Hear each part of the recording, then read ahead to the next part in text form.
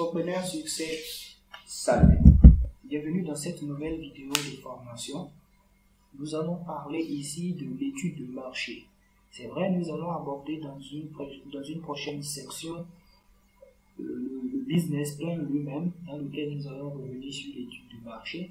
Mais j'ai voulu faire d'abord cette première vidéo parce que avant de valider votre idée, avant de vous lancer vraiment dans la création de votre business, avant d'aller plus loin dans la création de votre business, il est très important que vous fassiez un peu cette petite étude de marché. Nous avons vu comment trouver l'idée. Maintenant, il faut que, une fois que vous avez déjà votre idée, que vous choisissiez aussi les clients, ceux qui sont vos potentiels clients, que vous définissiez votre produit, que vous évaluez la concurrence et que vous évaluez également vos forces et vos faiblesses. Alors, vos clients, c'est quoi? Vos clients, c'est les personnes qui expriment le besoin auquel vous voulez apporter solution. Il faut que vous puissiez les identifier et que déjà vous essayez même de donner des critères qui permettent de les reconnaître en même temps.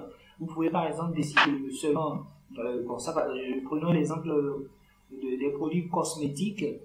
Je suppose que vous avez une formule de produits ou bien de pommade bio. Il faut que vous arriviez déjà à définir quel type de personnes, quelle tranche d'âge de personnes seront intéressées par votre produit. Et ça va partir, pour pouvoir le faire, vous devez partir déjà des besoins que les gens expriment. Donc pour ça, vous pouvez faire soit des sondages, soit comme je l'ai montré au travers de Facebook, vous allez voir quelles sont les personnes qui commentent le plus les différentes publications relatives aux produits que vous proposez de créer. Vous pouvez également créer un événement sur Facebook, c'est-à-dire un événement, une conférence relative peut-être au thème de votre produit. Si c'est des pommades bio, vous pouvez créer un événement, vous dites qu'il y aura un événement, vous mettez une période pour des pommades bio et vous allez voir, vous dites aux gens de laisser de s'abonner. Vous allez voir combien de personnes se sont abonnées, quel type de personnes se sont abonnées. Est-ce que c'est des hommes, c'est des femmes, c'est des enfants? Quelle est leur tranche d'âge? Quel est leur pouvoir d'achat? Parce que si c'est des fonctionnaires, ils auront plus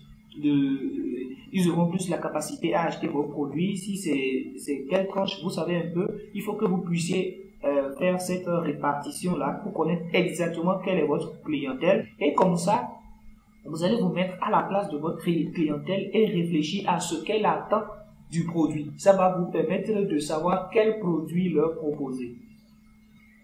Si vous arrivez déjà à identifier votre clientèle, vous allez écouter les besoins exprimés par cette clientèle. Vous allez essayer de vous mettre à leur place et imaginer quelles sont leurs attentes. Qu'est-ce qu'ils attendent vraiment du produit ou bien du produit que vous allez créer.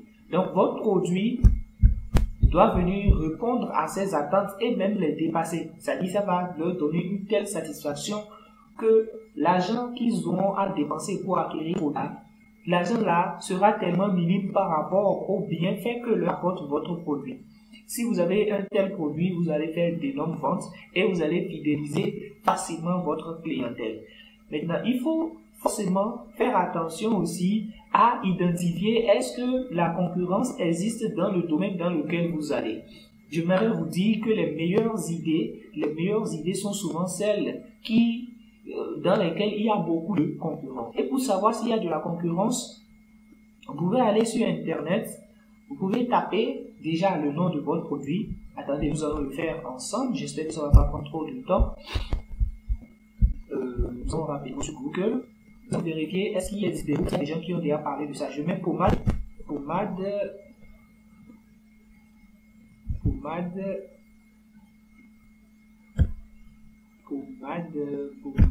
bio.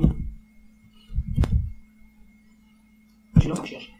Dès que je lance la recherche, je vois qu'il y a beaucoup de personnes qui parlent de pommade bio, dans ceux-là. Je regarde un peu ce qu'ils font.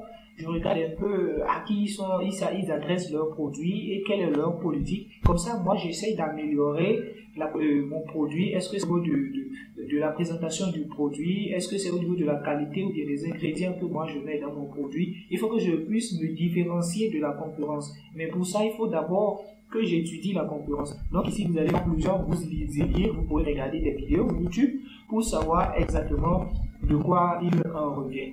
Vous pouvez, dans tous les domaines, vous allez trouver. Vous pouvez, par exemple, décider de vous lancer dans, je sais pas quoi, qu'est-ce qu'on va encore, un autre domaine, je suppose que vous voulez faire des chaussures avec des bidons, ouais, par rapport aux produits recyclés. Je mets chaussures en bidon, ou en plastique, je cherche. Et ça va venir un peu avant les gens, chaussures en bidon, pour voir un petit peu ce que les gens font, chaussures sac, bidon. Donc vous pourrez évaluer votre concurrence au travers déjà de Internet et savoir ce qui est déjà fait, ce qui existe, et vous allez essayer d'évaluer leurs faiblesses. Si je reviens les trucs de vidéo, je vais donc ouvrir ici, voilà. Donc, je vais essayer un peu de voir ce qu'ils ont dit par rapport à ça. Je vois quels sont les types de clients, quels sont les gens qui s'intéressent à cela, pour voir qu'est-ce que les gens disent par rapport à ça. Je vais voir le prix qu'ils proposent, est-ce que c'est par rapport au prix que moi je vais essayer d'améliorer.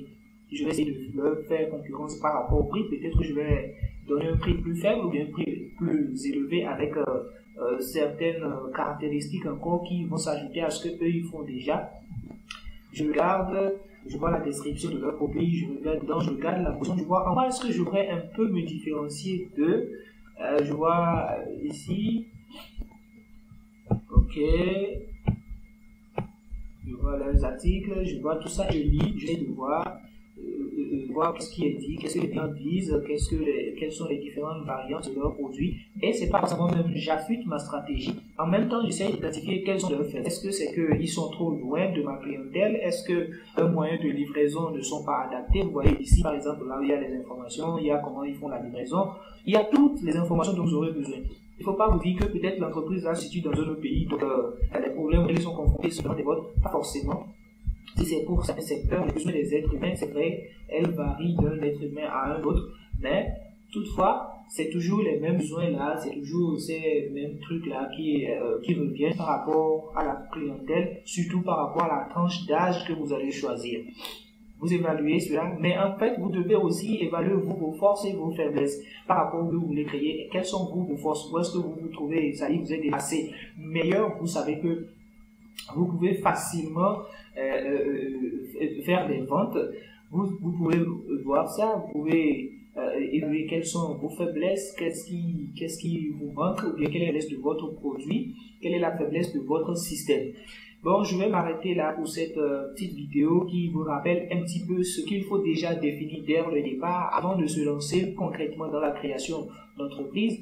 Dans le premier module, certainement, nous allons étudier le business plan et je me propose, au lieu de vous donner des cours théoriques comme toutes les autres formations, d'étudier en fait un business plan par rapport à une entreprise qui existe déjà, une entreprise qui a été créée depuis un certain nombre d'années. Nous allons le voir. Je vais changer un peu les informations relatives à l'entreprise pour ne pas créer de frustration ou de problèmes de justice avec le propriétaire de l'entreprise. L'entreprise est au Togo actuellement, donc je vais changer le nom, changer certaines informations, mais je vais vous expliquer en long et en large comment est-ce que la personne a fait et je vais vous laisser aussi un peu pour vous permettre de pouvoir copier aussi cet exemple et pouvoir faire votre business plan, surtout si vous êtes dans le domaine que nous avons choisi. Alors je vous dis ciao.